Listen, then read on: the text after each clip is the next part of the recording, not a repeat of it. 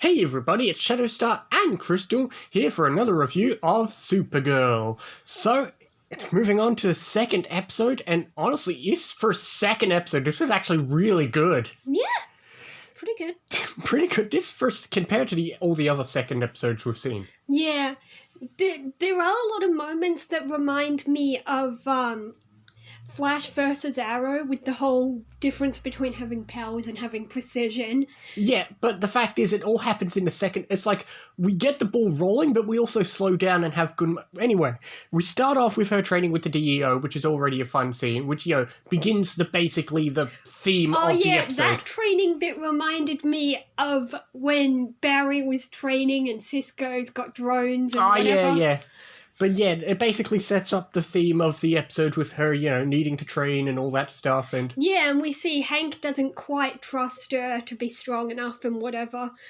And then he asks Alex to train her in a kryptonite room. The thing is, their points are perfectly valid. Yeah, exactly. But we have that scene, we have them training again, and then she goes off to help, and that sets off the other theme of her, not being perfectly ready for everything when she has to help at the boat and all that. Cat Grant said she's taking on way too much, way too fast. Yeah, we'll get to that, but yeah, we've got the boat scene where she just messes everything up, and she just can't, she breaks a boat, she can't move everything.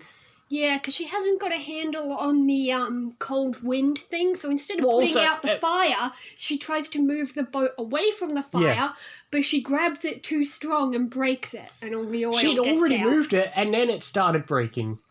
Yeah, because she held it too strong. Yeah, but we do have not our main villain, but we do have a villain for this episode, our Hellgrimmer, our alien of the week, if you will. Yes, but we also got to fight against a bigger villain, Astra. We'd get that. As going back to that training scene, you mentioned, we do have the scene where Alex helps train, and it is a good scene, because it reminds me of, again, it's very similar to a lot of Oliver's training scenes, like with when he's trained Roy, or Barry, and so on. The whole, that training scene where they're not focusing and all that. Yeah. Yeah. But the one problem I have with that scene, and it's a problem a lot of people have, is, and the show eventually fixes this, is they can't quite understand what kryptonite does.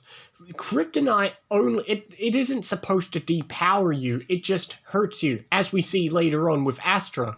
But they use it to depower Kara to fight. Maybe it depends on the strength of the kryptonite. Like she said, it's only running at 18%. In the comics, and later in the show, it's red sunlight which depowers Kryptonians, which is what they'll later use. But for some reason they decide, use kryptonite to depower her, even though it doesn't depower her. You'd think it would, though, because when they're on Krypton, they don't have powers. No, but think of the fight scene.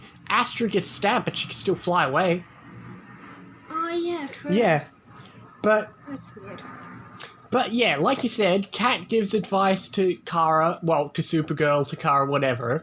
But honestly, like I said, we always say Kat's got the best lines, and once again, she gives really good advice. Yeah. But... she knows what she's talking about. Exactly. Which leads to another aspect is Kara basically... It's a lot different to Arrow and Flash, where we don't just have one team. We kind of just have sections. We've got the DEO, but we also have Wynn and James working with Kara separately. Yeah. Which, leads to another fun montage. And a point I have to mention about Supergirl is Supergirl, compared to the other shows, loves to use music, and it always just picks really good music. Well, I guess with the two teams, it kind of reminds me of...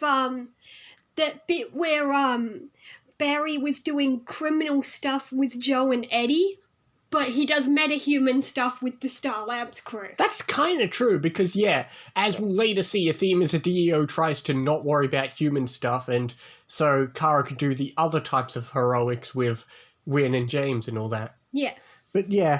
But like I said, that montage, this episode's got quite a few montages, but that was a really fun montage of, her getting to do the smaller superhero stuff, which was fun to see. Yeah. But... she got Fluffy out of the tree. But, yeah. How'd it get in the tree? It's a snake. It can climb trees. Okay, but why did the kid let it out of the house? I don't know. Anyway. But, yeah. But, yeah, we do have... But, as you said, the Helgramite, while it was our Alien of the Week, is not our main villain.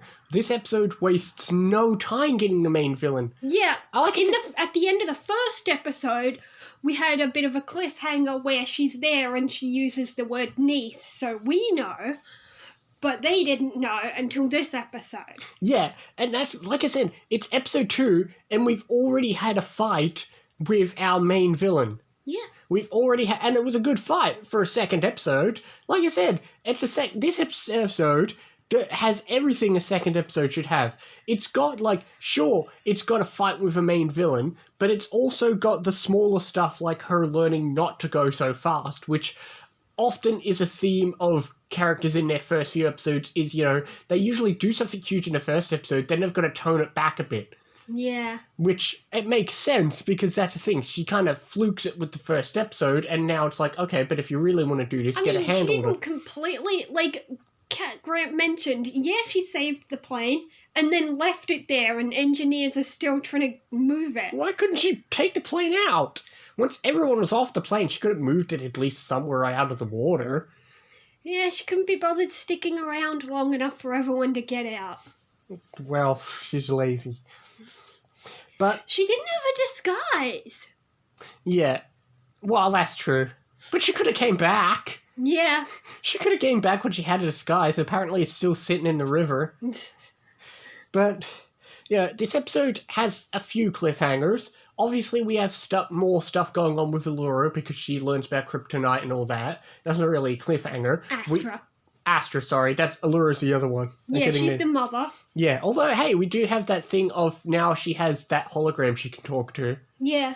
But, yeah. There was a man, I think he was off-screen, who talked to Astra at the end. Yeah. But we also have not a cliffhanger, but just an interesting point with Hank. He has red eyes. Yeah, he has red eyes, and that's all we'll say for now, but...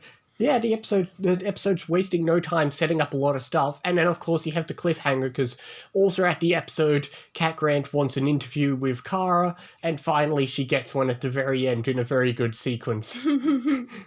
Yeah, that was fun. That was fun, that sequence. But honestly, this was a really good second episode. I'll give it an 8. I'm going to give it an 8.5. I was watching, like I said, I don't have the best memory with Supergirl because I haven't rewatched it as much.